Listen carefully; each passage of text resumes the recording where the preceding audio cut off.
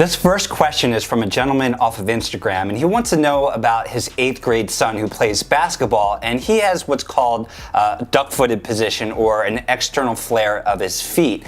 And this gentleman wants to know if this is going to affect his son's performance in basketball, as well as predispose him to injury. And it can.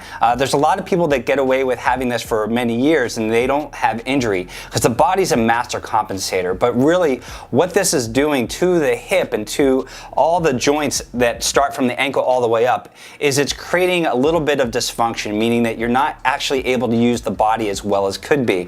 So let's start at the top. When we look at the way that the femur sits into the hip, if those legs are rotated outward, it's going to restrict the hip extension. And if you're not able to get into hip extension, then you're not able to activate the glutes as well, so you're not able to get the power that you need to be explosive.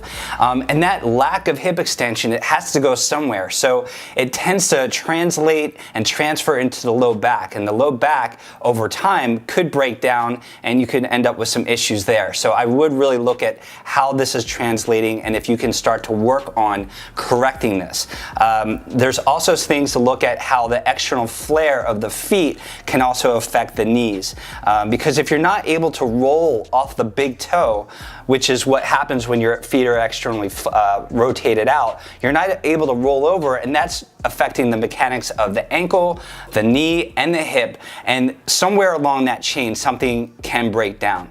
And this can be corrected over time through mindfulness, teaching your son to start to feel that positioning, what it's like, what it looks like. Have him squat, have him run, have him walk. Do as many things in terms of fundamental movements that are going to re-educate him on how to be in the right position. And then over time, including proper mobility stretches that are going to help to work out those tight external rotators in his hips, as well as some strengthening exercises to reinforce all of this.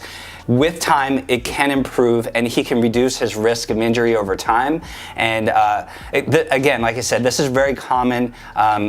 He can get away with it for a little bit. Let him continue to play basketball, have fun, and then work on these things over time. Thank you so much for the question, and give me your feedback. Let me know how he does.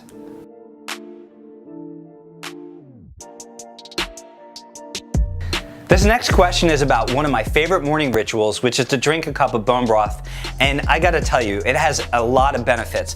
Number one is it has amino acids such as lysine and proline, which have been found to help reduce the inflammation in your gut and in your respiratory system, which really helps you when you're feeling broken down in your immune system, and it will help to rebuild you back up. Number two, it has minerals. It has minerals that your body can absorb, things like calcium, magnesium, potassium, phosphorus, and trace minerals that will help to energize your body first thing in the morning. Number three, it has chondroitin and glucosamine that are going to support your joints and nutrify them. Number four, it has collagen as a great source of protein and will also strengthen your hair, skin, and nails. So overall, it's a great soup that I love to have, and one of my favorite brands is Kettle and Fire. To learn more, go to advancedathletics.com under the resources page and you can learn more there.